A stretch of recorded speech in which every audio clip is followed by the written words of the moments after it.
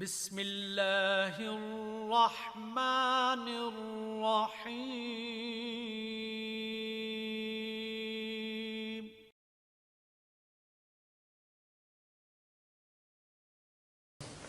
نحمده ونصلي ونسلم على رسوله الكريم أما بعد فأعوذ بالله من الشيطان الرجيم بسم الله الرحمن الرحيم وما نرسل المرسلين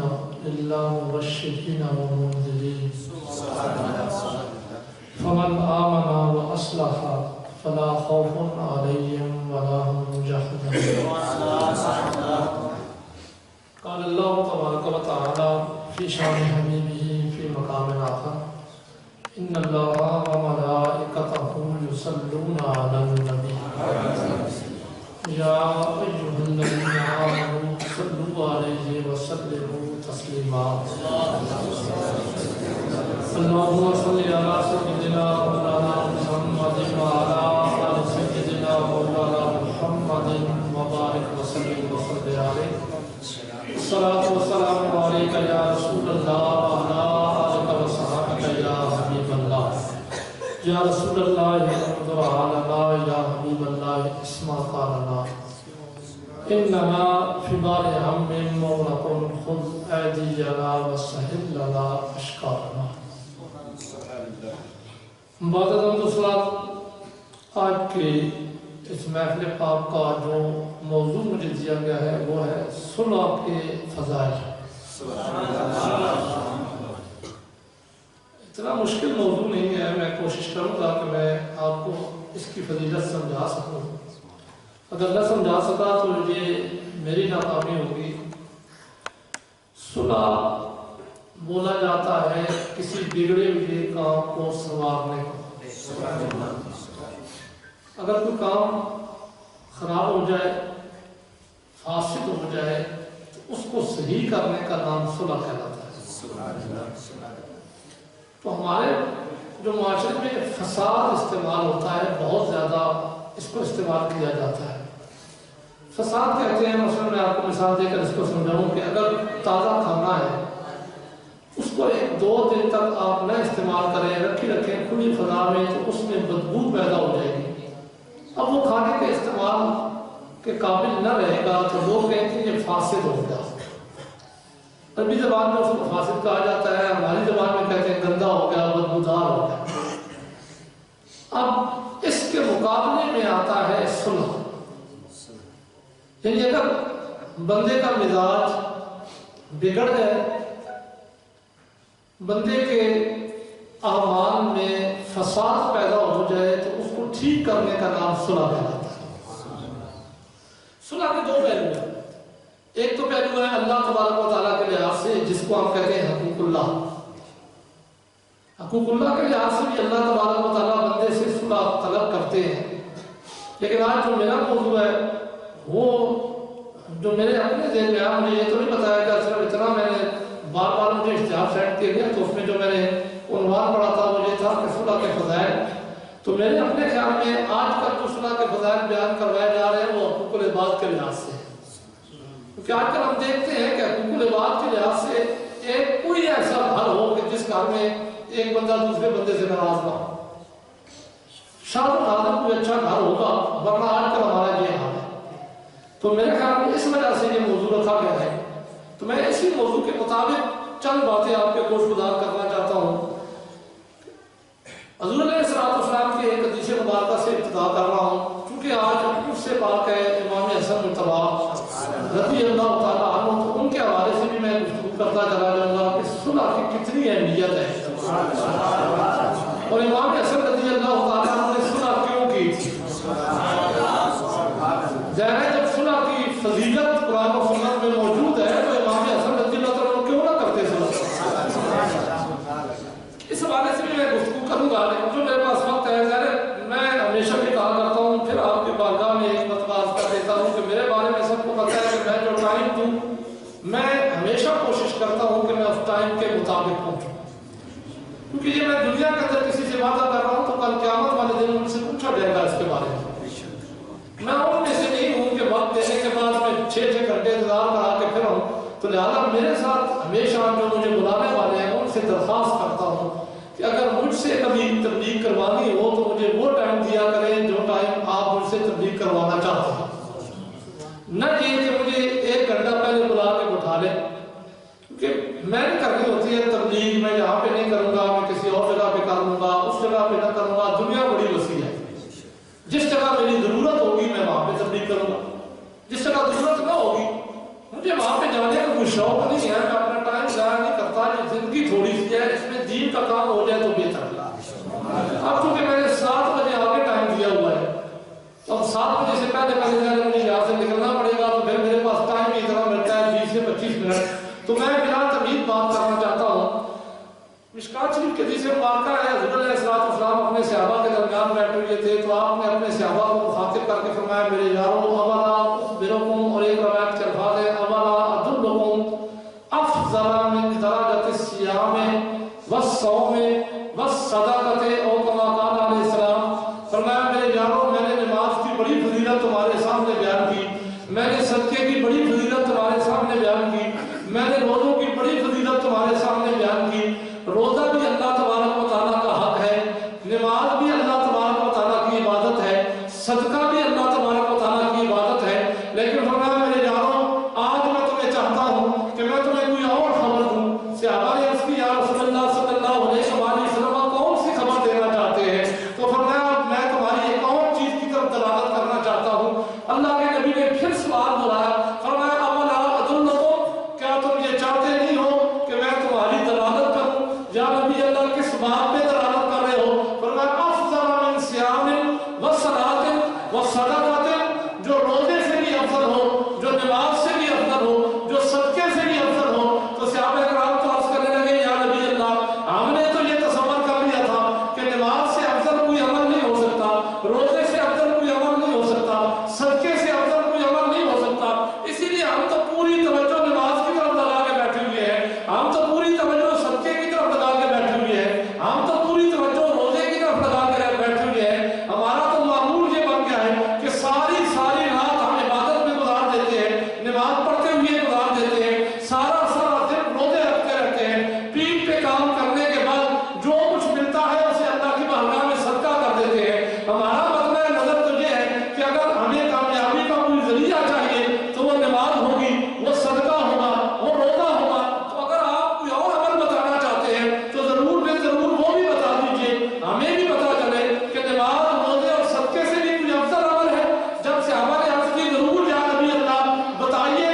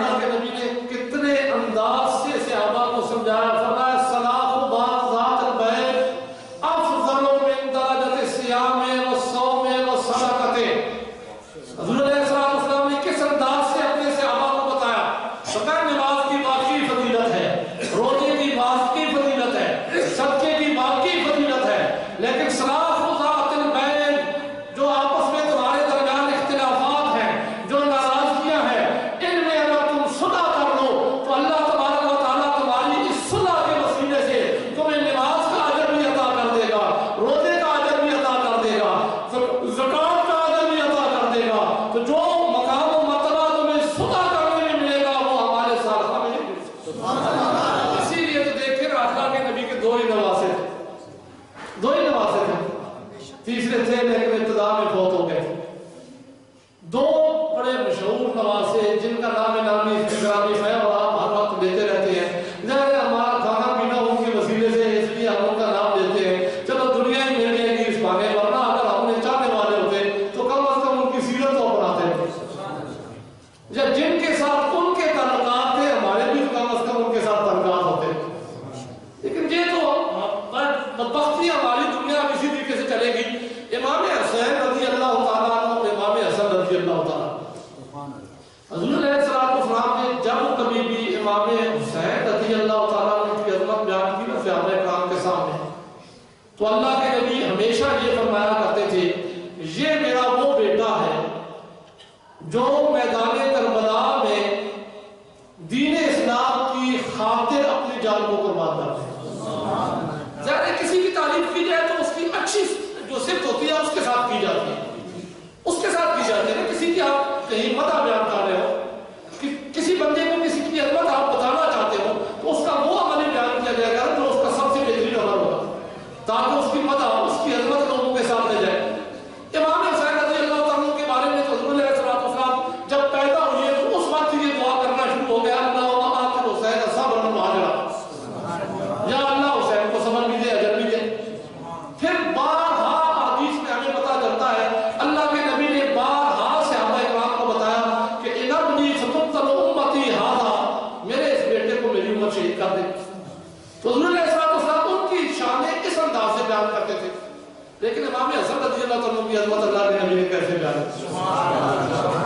کبھی کسی کی اس جانب توجہ نہیں گئی، کیونکہ ہمیں امام حسن رضی اللہ عنہ سے اتنا پیار ہی نہیں ہے، ان کے نام سے اتنے پیسے نہیں ملتے۔ تو امام حسن رضی اللہ عنہ بھی اسی علی مرتضیٰ رضی اللہ تعالیٰ عنہ کے ساتھ جاتے ہیں جس کے ساتھ جاتے ہیں امام حسین رضی اللہ تعالیٰ۔ اللہ کے نبی نے جب بھی ان کی عظمتیں بیان کی اکٹھی بیان کی، جب کہا نا جنتوں جنتی دیوانوں کے سردار ہوئے تو ایک کو نہیں کہا، دونوں کے بارے میں کہا۔ جب کہا یہ میرے بیٹے ہیں میں ان سے محبت کرتا ہوں تو ایک کے بارے میں نہیں کہا، دونوں کے بارے میں کہا۔ جب اللہ کی بارگاہ میں دعا کی کہ یا اللہ میں ان سے محبت کرتا ہوں تو بھی ان سے محبت کر، تو ایک کے بارے میں نہیں کہا، دونوں کے بارے میں کہا۔ اللہ کے نبی اکٹھی عظمتیں بیان کرتے تھے۔ ہاں علیحدہ علیحدہ عظمت بھی اللہ کے نبی نے بیان کی، لیکن علیحدہ عظمت کس انداز سے بیان ہوئی؟ امام حسین رضی اللہ عنہ کا جب بھی تذکرہ ہوا تو ان کا تذکرہ یوں ہوا کہ یہ میدان کربلا میں شہادت پائیں گے۔ امام حسن رضی اللہ تعالیٰ عنہ کا جب اللہ کے نبی نے تذکرہ کیا تو کیسے تذکرہ کیا؟ بخاری شریف کی حدیث مبارکہ ہے، حضرت ابو بکر رضی اللہ تعالیٰ عنہ سے حدیث کے راوی ہیں، فرماتے ہیں جلسہ ناس من اصحاب رسول اللہ صلی اللہ علیہ وآلہ وسلم، حضور علیہ السلام کے صحابہ بیٹھے ہوئے تھے، بیننا رسول اللہ صلی اللہ علیہ وآلہ وسلم علی المنبر، فرماتے ہیں ہمارے درمیان جب ہم بیٹھے ہوئے تھے اللہ کے نبی منبر پر تشریف فرما تھے۔ یہ بخاری شریف کے حدیث کا الفاظ پڑھ رہا ہوں، فرمایا رسول اللہ صلی اللہ علیہ وآلہ وسلم علی المنبر، اللہ کے نبی منبر پر تشریف فرما تھے، وَعَلَى جَنبَيْ حسن بن علی۔ اب صحابی فرماتے کیا ہے؟ اللہ کے نبی منبر پر تشریف فرما تھے، سامنے سے امام موجود تھے، اور حضور علیہ السلام کے پہلو میں امام حسن رضی اللہ تعالیٰ۔ دوسرے لفظوں میں آپ کو سمجھانے کے لیے کہ یہ میں بیٹھا ہوں یا آپ بیٹھے ہوئے ہیں، تو حضور علیہ السلام کے صحابی جو بیان کرتے ہیں تو آپ کو سمجھانے کے لیے مثل تو نہیں ہو سکتی ہماری، تو ان کے نام کے برابر بھی ہماری طاقت تو نہیں ہے کہ اس کی مثلیت کا دعویٰ کریں، لیکن صرف آپ کو سمجھانے کے لیے کہ اس جانب حضور علیہ السلام نے اپنے پہلو میں امام حسن رضی اللہ عنہ کو بٹھا رکھا تھا۔ جناب ابو بکر رضی اللہ عنہ فرماتے ہیں طریقہ کیا تھا اللہ کے نبی کا پاس بٹھانے کے بعد کہ وہ ہوگا یقبلو علی الناس مرۃ، اللہ کے نبی کبھی اپنے صحابہ کو دیکھتے، کبھی صحابہ پہ نظر ڈالتے، وَأُخْرَى مَرَّةً، کبھی امام حسن رضی اللہ عنہ کو دیکھتے۔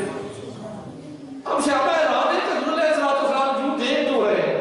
کبھی ہماری جانب دیکھتے ہیں، کبھی امام حسن رضی اللہ عنہ کی جانب دیکھتے ہیں، پھر ہماری جانب دیکھتے ہیں، پھر امام حسن رضی اللہ عنہ کی جانب دیکھتے ہیں۔ جب صحابہ کی حیرانگی عروج پر پہنچی نا کہ اللہ کے نبی یہ ایسے کیوں کر رہے ہیں، زبان سے بھی کوئی تلفظ نہیں فرما رہے، کوئی ہمیں حکم بھی صادر نہیں کر رہے، کوئی امام حسن رضی اللہ عنہ کو بھی حکم صادر نہیں کر رہے، کبھی امام حسن رضی اللہ عنہ کو دیکھتے ہیں، کبھی ہماری جانب دیکھتے ہیں، تو اللہ کے نبی کا آج یہ انداز کچھ نرالا ہے، ہمیں اس انداز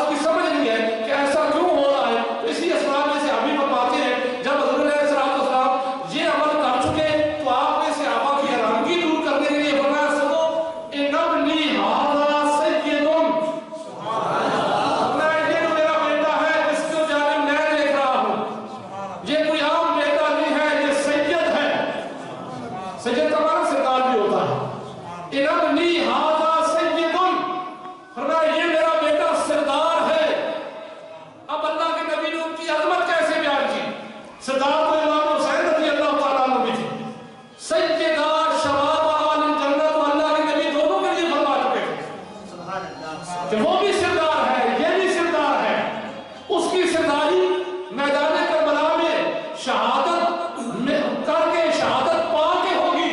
اس کی سرداری کیسے ہوگی؟ اب یہاں پہ سوال جہاں پہ میں آپ کی گوشت گزار کیا کرنا چاہتا ہوں، اللہ کے نبی نے فرمایا سردار وہ بھی ہے جنتیوں کا، سردار یہ بھی ہے جنتیوں کا، اسے سرداری کیسے ملے گی؟ میدان کربلا میں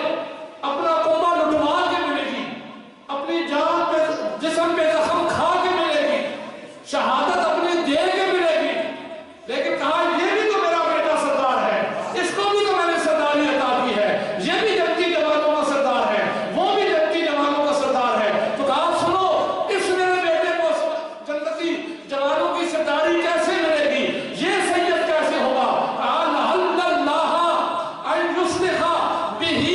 فی فئتین العظیمین المسلمین او کما قال علیہ السلام۔ اللہ کے نبی نے فرمایا سردار یہ بھی ہے، سردار وہ بھی ہے، گویا کہا سردار حسین بھی ہے، سردار حسن بھی ہے، وہ بھی جنتی جوانوں کا سردار ہے، یہ بھی جنتی جوانوں کا سردار ہے، اس کے ساتھ محبت کرنے والا بھی جنت میں جائے گا، اس کے ساتھ محبت کرنے والا بھی جنت میں جائے گا، ان کے بغیر ان سے بغض رکھنے والا جنت میں جا نہیں سکتا، کیونکہ سردار دونوں ہیں، اسے سرداری ملے گی اپنا جسم کٹا کے، اسے سرداری ملے گی مسلمانوں کی دو جماعتوں کے درمیان صلح قرار کی۔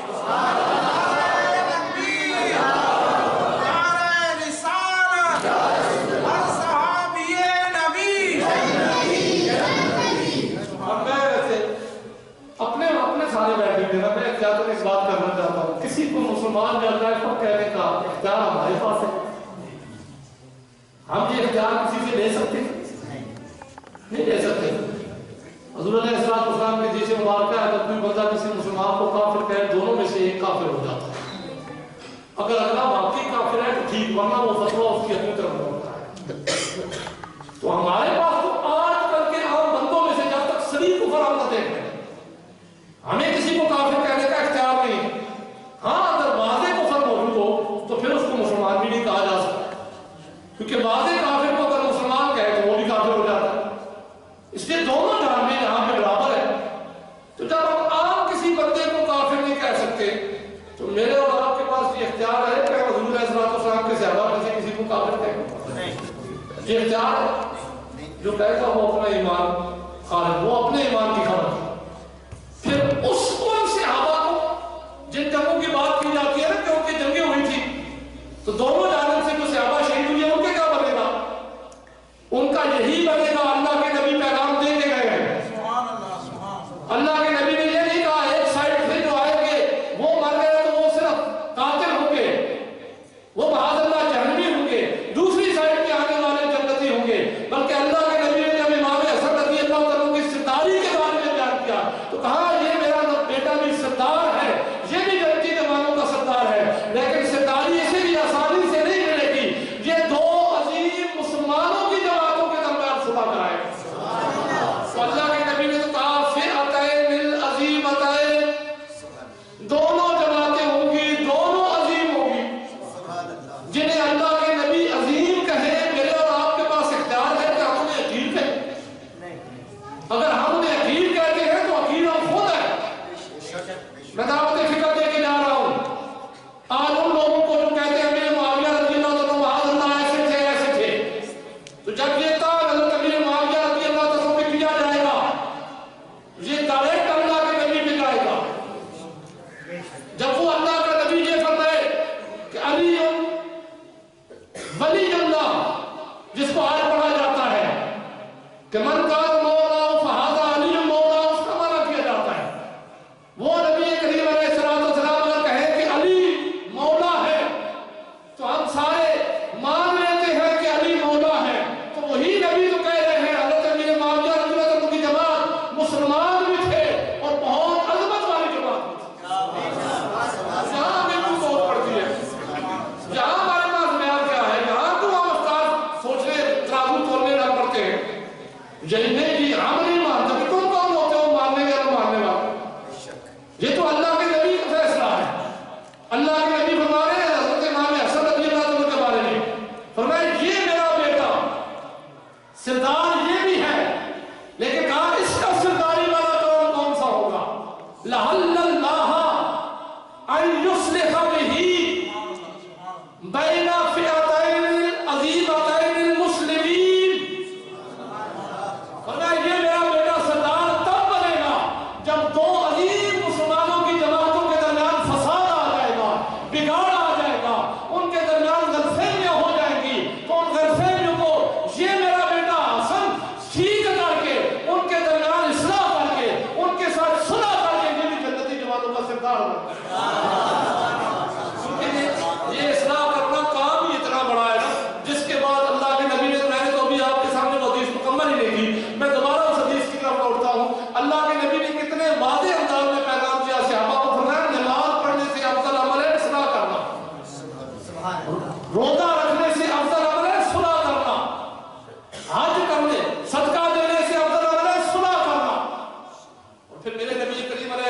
والسلام نے اس کی ضد کے بارے میں بتا دیا،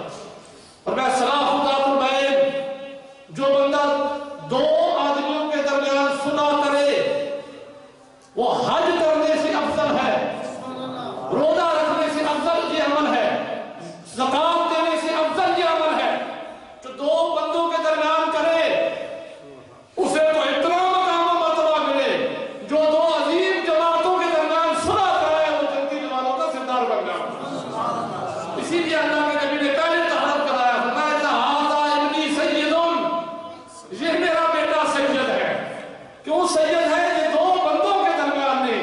دو بڑی عظیم جماعتوں کے درمیان صلح کرائے گا۔ جو اس کے خلاف چلتے ہیں آج تک جھگڑے پیدا کر رہے ہیں، ذرا ان کا حکم بھی اللہ کے نبی دے رہے ہیں۔ حضور علیہ السلام اللہ کی عطا سے اپنے سارے امتیوں کے حالات جانتے تھے، اس لیے پیغام پہلے ہی دے دیا۔ فرمایا فمن آمن، جو ایمان لائے گا کامیاب ہو جائے گا، جو ایمان نہ لائے گا فساد کرے گا، ناکامی اسی کی ہے۔ دنیا کی زندگی چند روزہ ہے، تو کہا ایمان لو، جو کچھ نبی تمہیں بتائے اسی پہ ایمان ہے۔ اللہ کے نبی نے بتا دیا، فرمایا صلاح ذات البین، جو بندہ دو لوگوں کے درمیان صلح کرے گا اس کے لیے تو اتنا اجر ہے، لیکن فرمایا جو بندہ دو لوگوں کے درمیان صلح نہیں کرے گا، فساد ذات البین، دو بندوں کے درمیان فساد ڈالے گا۔ کیسے فساد ڈالے گا؟ لیکن یا علی کو کوئی نعرہ لگا دے تو ایک جانب سے بندے آ جاتے ہیں یہ تو شرک ہے، یا امیر معاویہ کو کوئی نعرہ لگا دے تو دوسری جانب سے آ جاتے ہیں یہ بھی شرک ہے۔ تو یہ فساد ہے یا نہیں؟ میں ایک آپ کو مثال دے رہا ہوں، دونوں دنیا کے لحاظ سے ساری مثالیں آپ کے سامنے ہیں، کیونکہ اللہ اور اس کے رسول کا جو پیغام ہوتا ہے وہ سمجھانے کے لیے صرف ایک مثال سامنے رکھی جاتی ہے، ورنہ یہ تو کلی ہے۔ تو اللہ کے نبی فرماتے ہیں جو اصلاح کرے اسے تو روزے زکات اور نماز سے افضل ثواب ملے گا، لیکن میرے نبی نے فرمایا جو فساد پیدا کرے، اب میں نہیں کہتا کہ جو امیر معاویہ رضی اللہ عنہ کو گالی دے اس کا دین کوئی نہیں ہے، یہ میں نہیں کہتا، میں نہیں فتویٰ لگا رہا، میں حدیث پڑھ رہا ہوں، اللہ کے نبی نے خود فتویٰ لگایا ہے، سرا فتویٰ سنی اسی حدیث کے الفاظ ہے۔ اللہ کے نبی فرماتے ہیں فساد ذات البین ینہالکا، فرمایا جس طرح اصلاح کر رہا دو بندوں کے درمیان، صلح کر رہا دو بندوں کے درمیان، یہ اتنی افضل ہے، اسی طرح دو بندوں کے درمیان فساد ڈالنا۔ پھر اللہ کے نبی نے اس کو نام رکھ دیا، کہا ہی ہالکا، یہ ہالکا ہے، ہالکا الگ سے نکلا ہے، الگ کہتے ہیں بال اڑانا، ہالک کہتے ہیں نئی کو، ہلاک نئی کو کہا جاتا ہے، بال کاٹنے والا، حلق کرانا کہتے ہیں بال کٹوانے کو۔ تو حضور علیہ السلام نے جب فرمایا نا یہ حلقہ ہے تو صحابہ کرام نے عرض کیا رسول اللہ صلی اللہ علیہ وسلم کیا بندہ ہے جو دو لوگوں کے درمیان فساد ڈالے، دو لوگوں کے درمیان کسی لحاظ سے بھی فساد ڈالے، تو کیا وہ سر منڈا ہوا ہے، اس کے جسم کے بال منڈے ہوئے ہیں؟ تو اللہ کے نبی نے آگے فیصلہ فرمایا لا قولوا تعلق الشعر، میں یہ نہیں کہتا کہ حلقہ سے مراد بال منڈا ہوا ہے، فرمایا یہ نہ سمجھو کہ جو دو لوگوں کے درمیان فساد ڈالے تو اس نے بس صرف بال منڈا دیے ہیں، جسم اس نے صاف کرا دیا ہے۔ کہتے ہیں لا اقول تعلق الشعر، میں یہ نہیں کہتا کہ وہ حلق کرانے والا ہے، بال منڈوانے والا ہے، بل اقول تعلق الدین، میرا فتویٰ یہ ہے کہ جو دو لوگوں کے درمیان فساد کرے وہ دین برباد کرنے والا، بل اقول الدین حدیث کے الفاظ ہے، فرمایا بلکہ تعلق الدین وہ اپنے دین کو ختم کرنے والا ہے، وہ دین سے باہر نکلنے والا ہے، اس کا تعلق میرے ساتھ نہیں رہتا۔ لیکن یہ ذہن میں رکھیے کہ یہ اس وقت کی بات ہے جو بندے کے اپنے معمولات میں سے، اگر کوئی بندہ اللہ اور اس کے رسول کے رضا کے مطابق کسی سے ناراض ہوتا ہے تو اس پہ تو اللہ اور اس کے رسول اجر دیتے ہیں اپنے لحاظ سے۔ آج ہمارا ماحول یہ بن گیا ہے ہمیں کوئی گال دے تو تب تو ہم ناراض ہونا شروع ہو جاتے ہیں، تب تو ہم بول چال بند کر دیتے ہیں، اللہ اور اس کے رسول اس کے صحابہ کو کچھ بکتا رہے ہم رشتہ جوڑے رکھتے ہیں، ہمارا معیار ہی الٹ ہو گیا ہے۔ جبکہ شریعت مطالعہ میں یہ لکھا گیا کہ الحب للہ والبغض للہ، کسی سے محبت کرنی ہے تو یہ مومن کی نشانی ہے کہ محبت بھی اللہ کی وجہ سے کرتا ہے، کسی سے دشمنی کرنی ہے تو وہ بھی اللہ اور اس کے رسول کی وجہ سے۔ تو جہاں اللہ کے نبی فرماتے ہیں تو اپنی ذات کی وجہ سے فساد ڈالتا ہے، دو بندوں کے درمیان فساد ڈالتا ہے، لا اقول تعلق شاہ، میں یہ نہیں کہتا کہ وہ مال بنوا رہا ہے، بل اقول تعلق الدین، بلکہ میں نبی ہو کر یہ اعلان کر رہا ہوں کہ اس کا دین اس کے دل سے نکل جاتا ہے۔ اتنا بڑا اجر جس طرح اصلاح کا ہے اسی طرح اتنی بڑی وعید بھی ہے۔ اب میں اصلاح کی کیونکہ فضیلت بیان کر رہا تھا تو میں اصلاح کے لحاظ سے ایک اور حدیث مبارکہ، جو بندے دنیا کے اندر بندوں کے درمیان اصلاح کرتے ہیں، اگر ان کے ساتھ کوئی زیادتی بھی کر دے تو وہ صلح کو تلاش کرتے ہیں، معاف کر دیتے ہیں، کتنا بڑا اجر ہے اس کا۔ مستدرک شریف کی ایک حدیث مبارکہ ہے، مستدرک الحاکم جلد نمبر 4 کے اندر یہ حدیث مبارکہ ہے۔ اس حدیث کے راوی ہے حضرت انس بن مالک رضی اللہ تعالیٰ عنہ۔ آپ فرماتے ہیں کہ حضور علیہ السلام بیٹھے ہوئے تھے، اللہ کے نبی بیننا رسول اللہ صلی اللہ علیہ وآلہ وسلم جالسن اذ رأیناہ یضحک، کہتے ہیں اللہ کے نبی بیٹھے ہوئے تھے، ہم صحابہ بھی بیٹھے ہوئے تھے، اچانک ہم نے دیکھا کہ دیواریں چمک اٹھی۔ آج دیواریں چمک اٹھی میں کیوں کہہ رہا ہوں؟ یہ حدیث کے الفاظ نہیں آ رہا ہے، یہ بھی کلیئر کرتا کر رہا ہوں کہ یہ حدیث کے الفاظ نہیں ہے، یہ صحابی فرماتے آگے، تو اس لیے میں کہہ رہا ہوں کیونکہ صحابہ جب حضور علیہ السلام کی بارگاہ میں ہوتے تو سر جھکا کے بیٹھا کرتے تھے۔ کسی نے حضور علیہ السلام کی صحیح جی بھر کر چہرے کی زیارت نہیں کر سکتے تھے صحابہ، حضور علیہ السلام کے روح کی وجہ سے۔ اب صحابہ کو کیسے پتا چلا جب انہوں نے سر نیچے کی ہوئے تھے کہ اللہ کے نبی تبسم فرمائے؟ صحابی فرماتے ہیں حضرت انس بن مالک بیننا رسول اللہ صلی اللہ علیہ وسلم جالس اذ رأیناہ یضحک، اور فرماتے ہیں یضحک اس طرح کہ آپ کے بدت سنا یا ہو، آپ کے دانت مبارک بھی ظاہر ہو گئے۔ اللہ کے نبی تبسم فرمانے لگ پڑے بیٹھے بیٹھے، آپ ہنس پڑے، جب ہنسے تو صحابی فرماتے ہیں آپ کے دانت مبارک ظاہر ہوئے، تو دانت مبارک ظاہر ہوئے تو کہتے ہیں کہ رات العلو فی الجدر، اللہ کے نبی کے جب دانت مبارک ظاہر ہوتے تھے تو دیواریں چمک جایا کرتی تھی۔ اب اس حدیث کے الفاظ کی وجہ سے میں نے یہ آپ کے سامنے بیان کیا ہے کہ صحابی فرماتے ہیں ہم نیچے چہرہ کر کے بیٹھے ہوئے تھے، اچانک دیواریں چمک اٹھی، تو ہم نے دیکھا کہ دیواریں جو چمک رہی ہیں تو ضرور اللہ کے نبی تبسم فرما رہے ہیں، تو کہتے ہیں کہ اللہ کے نبی کو ہم نے دیکھا یضحکو، آپ تبسم فرما رہے تھے، موقع کوئی بھی تبسم کا نہیں تھا، بات کوئی ایسی ہوئی نہیں تھی کہ اللہ کے نبی تبسم فرماتے، اللہ کے نبی ہمارے ساتھ بیٹھے ہوئے تھے، کوئی ایسا موقع بھی نہیں تھا، کوئی ایسی بات بھی نہیں تھی، کوئی ایسا واقعہ بھی نہیں ہوا، اس لیے ہم بھی حیران ہو گئے کہ حضور علیہ السلام نے تبسم کیوں فرما رہے ہیں؟ کہتے ہیں حضرت انس بن مالک کہ ہم میں سے حضرت عمر فاروق رضی اللہ تعالیٰ دو زانو ہو کر اللہ کے نبی کی بارگاہ میں بیٹھے۔ اچھا ایسے موقع پہ صحابہ کرام کا جو مسئلہ حل کیا کرتے تھے تو حضرت عمر فاروق رضی اللہ تعالیٰ کہتے ہیں اللہ کے نبی کی بارگاہ میں دو زانو ہو کر عرض کرنے لگے ما اضحکک یا رسول اللہ صلی اللہ علیہ وآلہ وسلم بے ابی انت و امی۔ اب صحابہ کا حضور علیہ السلام کو خطاب کرنے کا انداز دیکھیں۔ پہلے تو صحابی فرماتے ہیں ما اضحکک، یہ تو ان کا سوال تھا، اے اللہ کے نبی آپ کیوں تبسم فرما رہے ہیں، کیوں ہنس رہے ہیں؟ یا رسول اللہ کے ساتھ انہوں نے کہا، یوں نہیں کہا اے محمد آپ کیوں تبسم کر رہے؟ ما اضحکک یا رسول اللہ، یا رسول اللہ صلی اللہ علیہ وآلہ وسلم آپ تبسم کیوں فرما رہے ہیں؟ ساتھ ہی کہا بی ابی انت و امی، اللہ کے نبی آپ کے تبسم پر میرے ماں باپ بھی قربان ہو جائے، آپ کی ہر ادا پہ ہمارا سب کچھ قربان ہے، لیکن کیونکہ موقع نہیں ہے تبسم کرنے کا، موقع نہیں ہے ہنسنے کا، تو آپ کیوں ہنس رہے ہیں؟ تو اللہ کے نبی نے جو جواب دیا ذرا وہ بھی سنیے، فرمایا میرے یاروں بیٹھا میں یہاں پہ تھا، دیکھ میں قیامت کو رہا تھا۔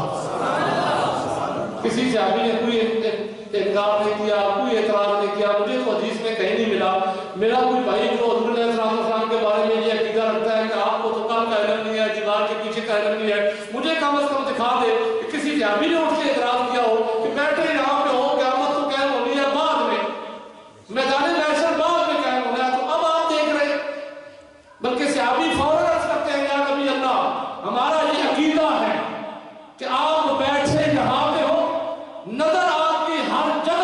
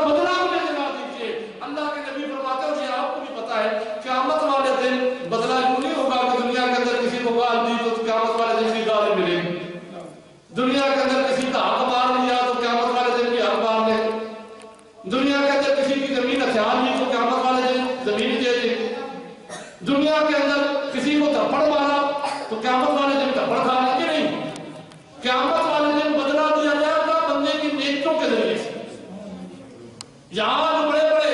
متقی بنتے ہیں، نمازیں بھی پڑھتے ہیں،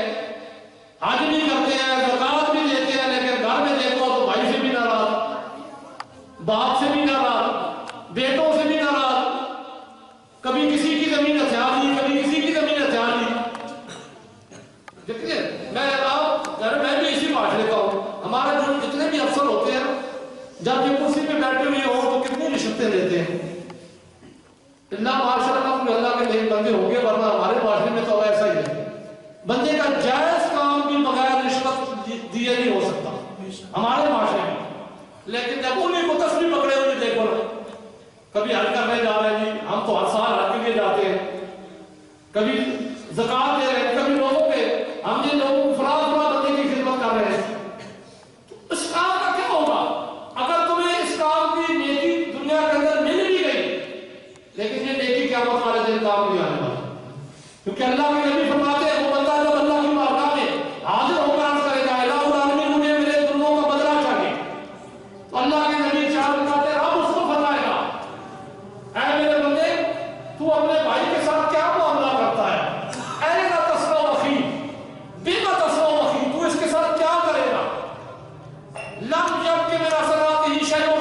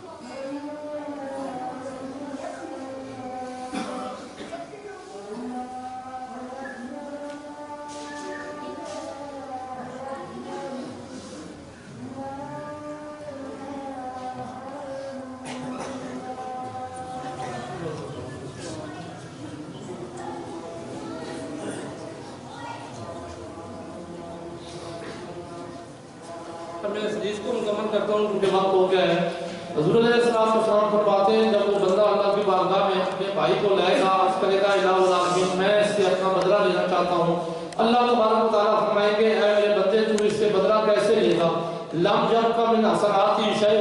اس کی نیکیاں تو پہلے ہی لوگوں کے اندر بڑھ چکی ہیں، جتنی نیکیاں یہ کر کے آیا تھا اتنی نیکیاں تو اس نے پہلے ہی لوگوں کے حقوق ادا نہیں کیے تھے، لوگوں سے یہ ناراض رہا تھا، اس نے صلح نہیں کی تھی دنیا کے اندر، تو یہ نیکیاں تو اس کی پہلے ہی ختم ہو چکی ہیں، اب اس کے پاس کوئی نیکی باقی نہیں ہے، تو اللہ کے نبی ارشاد فرماتے ہیں کہ وہ بندہ بھی اپنا مقدمہ اللہ کی بارگاہ میں بڑے اچھے انداز سے پیش کرے گا، وہ عرض کرے گا الہ العالمین اگر میرے بھائی کی نیکیاں نہیں رہی ہیں تو میرے گناہ تو باقی ہیں، میرے اوپر تو گناہ ہے، یا اللہ میرے گناہ لے کر اس کے کھاتے میں ڈال۔ اب اللہ تبارک و تعالیٰ کے محبوب ارشاد فرماتے ہیں رب کیونکہ یہ صلح کی عظمت بیان کرنے کے لیے ساری حدیث اللہ کے نبی بیان کر رہے تھے، اس لیے فرماتے ہیں اللہ کے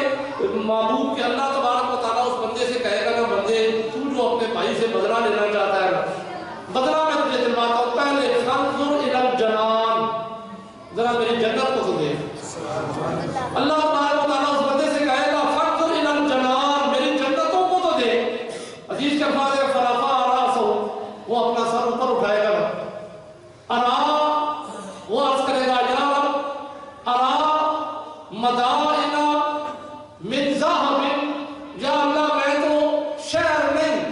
مدائن جمع ہے بہت سے شہر دیکھ رہا ہوں، من ذہب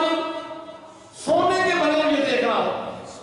وقصورا من ذہب، یا اللہ اس جنت میں تو میں بہت سے شہر سونے کے دیکھ رہا ہوں، بہت سے محلات سونے کے دیکھ رہا ہوں، مکللۃ باللؤلؤ، صرف سونے کے